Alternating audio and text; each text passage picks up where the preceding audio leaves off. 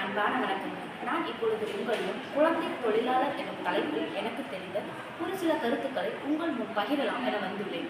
குழந்தை தொழிலாளர். முதலில் குழந்தை தொழிலாளர் என்றால் யார்? குழந்தை தொழிலாளர் என்பது தொடர்ந்து நீடித்த பணியில் குழந்தைகள் தொழிலாளர்களாக ஈடுபடுவதை குறிப்பிடுவதாகும். எல்லா நாடுகளிலும் சட்டவிரோதமாக குழந்தைகள் பணியில் அமர்த்தப்படுகின்றனர். குழந்தை தொழிலாளர் பிரச்சனை இந்தியாவின் தனிப்பட்ட பிரச்சனை அல்ல. உலக அளவில் 215 மில்லியன் குழந்தைகள் வேலை செய்கின்றனர். வறுமை, நல்ல பள்ளிகள் மற்றும் முறைசாரா பொருளாதார வளர்ச்சி இல்லாமை போன்றவை இந்தியாவில் குழந்தை தொழிலாளர் நடைமுறை இருக்க முக்கிய காரணமாக கருதப்படுகிறது. 2001ஆம் ஆண்டு இந்திய தேசிய மக்கள் தொகை கணக்கெடுப்பின்படி 5 முதல் 14 வயது வரை உள்ள குழந்தை தொழிலாளர்களின் எண்ணிக்கை 12.6 மில்லியன் என மதிப்பிடப்பட்டுள்ளது.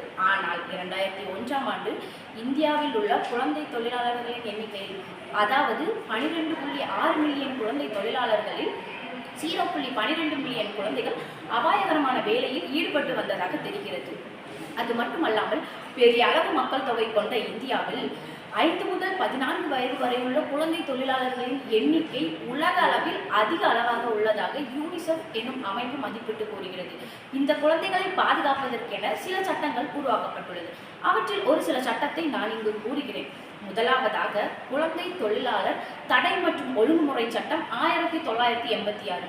இந்த சட்டத்தின் கீழ் 14 வயதிற்கு கீழே உள்ள குழந்தைகளை தீங்கு விளைவிக்கும் வேலைகள் என பட்டியலில் உள்ள தொழில்களில் ஈடுபடுத்த தடை செய்யப்பட்டுள்ளது.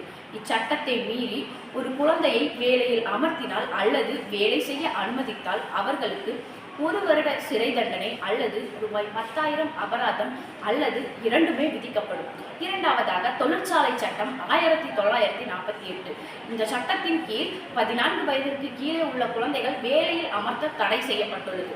அது மட்டும் அல்லாமல் 15 முதல் 18 வயது வரை உள்ளவர்கள் எந்த தொழிற்சாலையில் எவ்வளவு நேரம் எப்பொழுது வேலையில் ஈடுபடுத்தலாம் என இந்த சட்டம் கூறுகிறது. அடுத்ததாக சுரங்க சட்டம் 1952. இந்த சட்டத்தின் கீழ் 18 வயதிற்கு கீழே உள்ளவர்கள் சுரங்கத்தில் வேலையில் அமர்த்த தடை செய்யப்பட்டுள்ளது. அடுத்ததாக குழந்தை இளம் நீதி பராமரிப்பு மற்றும் ஒழுங்குமுறை சட்டம் 2000. இவ்வாறு குழந்தைகளை பாதுகாப்பதற்கென இவ்வாறு பல வகையான சட்டங்கள் இயற்றப்பட்டுள்ளது. ஒரு எளிய வழக்கின் மூலம் இவற்றை எளிதாக காணலாம். MC மேத்தா எதிராக தமிழ்நாடு மற்றும் பிற மாநிலங்கள் என்னும் வழக்கில் தீப்பெட்டி தொழிற்சாலைக்குள் குழந்தைகளை வேலைக்கு அமர்த்துவது குறித்து நீதிமன்றம் குழந்தை தொழிலாளர் என்பது பகுதி நேர அல்லது முழு நேர அடிப்படையில் பொருளாதார நடைமுறையில் செயல்படுவதை குறிப்பிடுவதாகும் என கூறியது. இறுதியாக வேண்டாம் குழந்தை தொழிலாளர் இனி வேண்டாம், கல்விக்கே முக்கியத்துவம் கொடுப்போம் என்று கூறி விடைபெறுகிறேன். நன்றி, வணக்கம்.